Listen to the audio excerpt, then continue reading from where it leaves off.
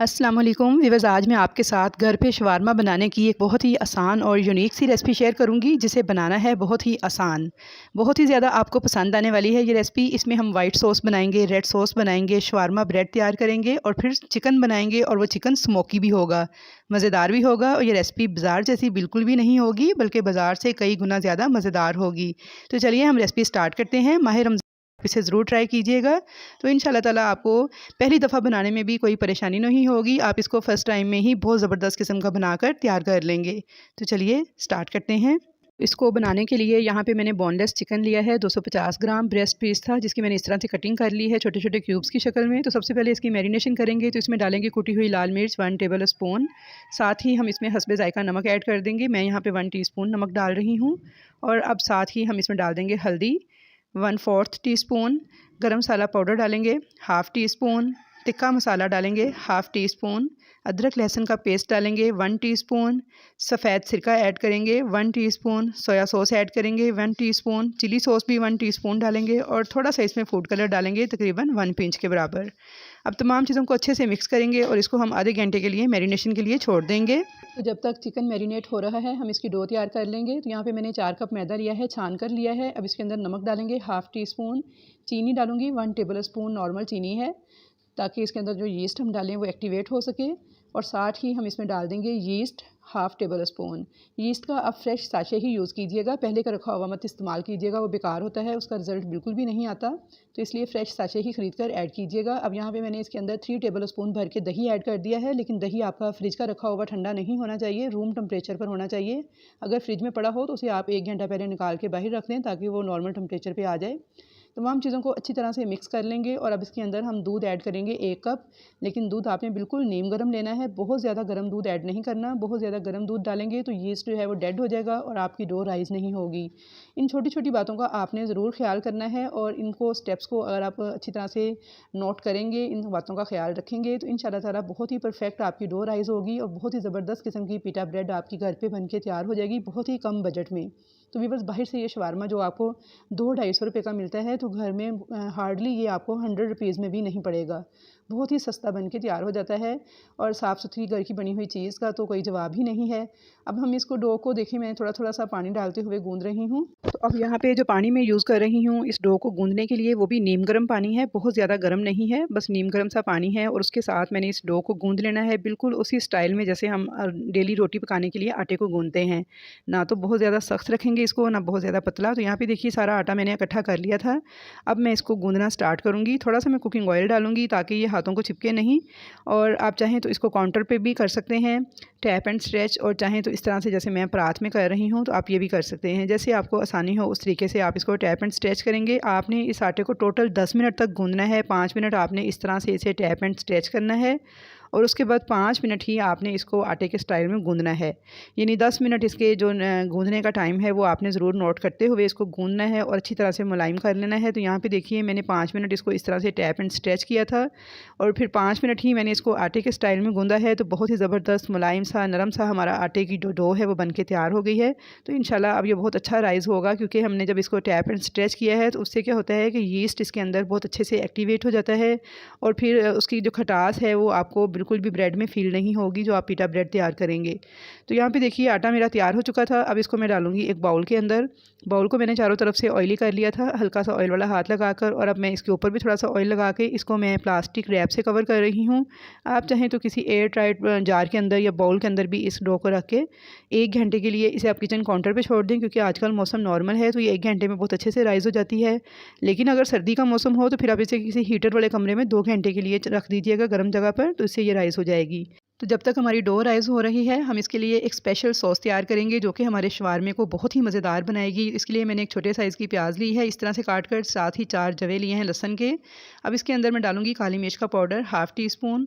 साथ ही मैं इसमें ओरिगेनो लीव्स डालूंगी 1 टीस्पून। अगर आपके पास हों तो डाल लें, वरना इन्हें आप स्किप भी कर सकते हैं। और इसकी मेन चीज़ है सफ़ेद तिल, 1 टेबल स्पून भर के ऐड करना है। ये बहुत ही मज़ेदार बनाएंगे हमारी सॉस को। अब इसको डाल देंगे एक ब्लेंडिंग जार में, आप चाहें तो जूसर वाले जग में भी डाल के बना सकते हैं। साथ ही इसमें सिरका डाल दूंगी 1 टेबल स्पून, और अब इसके अंदर मैं डालूंगी कुकिंग ऑयल 2 टेबल स्पून। अब हम 2 टेबल स्पून कुकिंग ऑयल डालने के बाद इसके अंदर मायोनीज़ ऐड कर देंगे।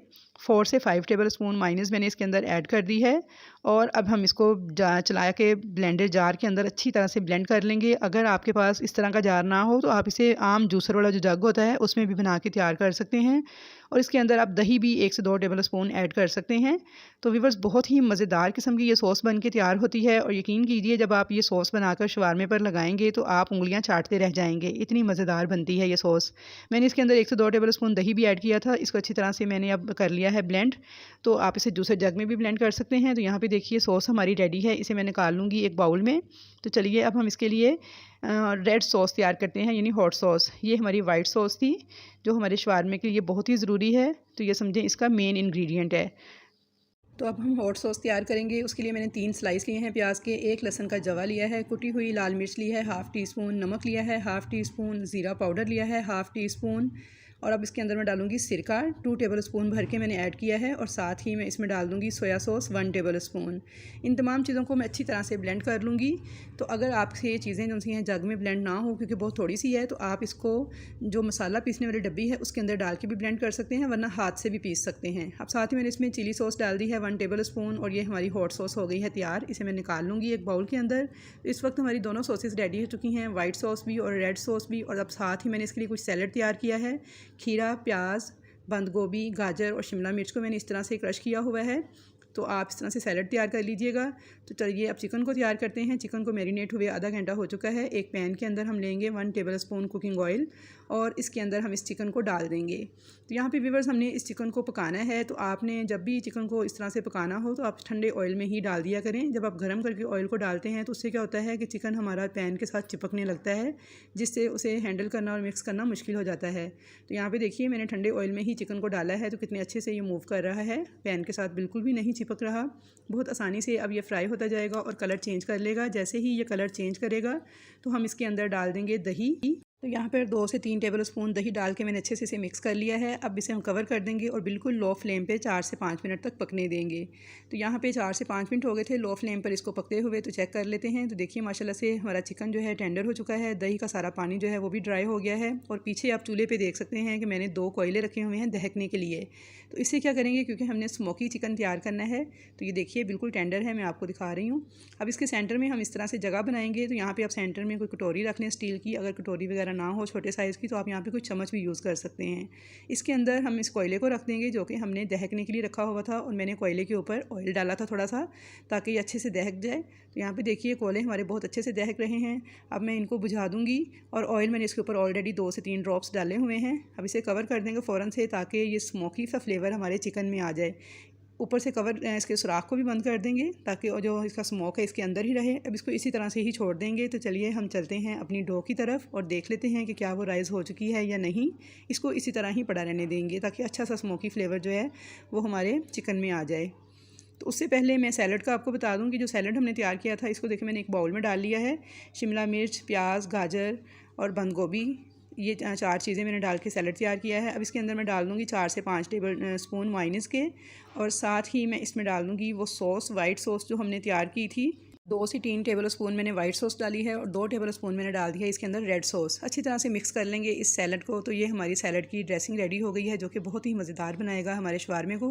तो यहाँ पे देखिए हमारी डो जो है इसे 1 घंटा हो चुका था, तो बहुत अच्छे से ये राइज़ हो चुकी है। मैंने आपको बाउल के नीचे से भी दिखा दिया है माशाल्लाह से कितनी फूल चुकी है।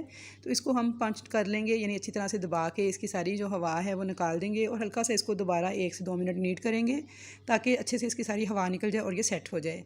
तो यहाँ पे देखिए व्यूअर्स कितनी मुलायम, कितनी नरम और ज़बरदस्त किस्म की हमारी डो बन के तैयार हुई है और कितनी ज़बरदस्त इसकी ब्रेड बन के तैयार होगी। तो यहाँ पे मैं इस डो के साथ पेड़े तैयार कर लूँगी। तो आपने जिस साइड की पीटा ब्रेड तैयार करनी हो उसी साइड के पेड़े निकाल लीजिएगा। मैं यहाँ पे नॉर्मल बस रोटी के साइज़ के ही पेड़े निकाल रही हूँ, रोटी से थोड़े से छोटे पेड़े हैं।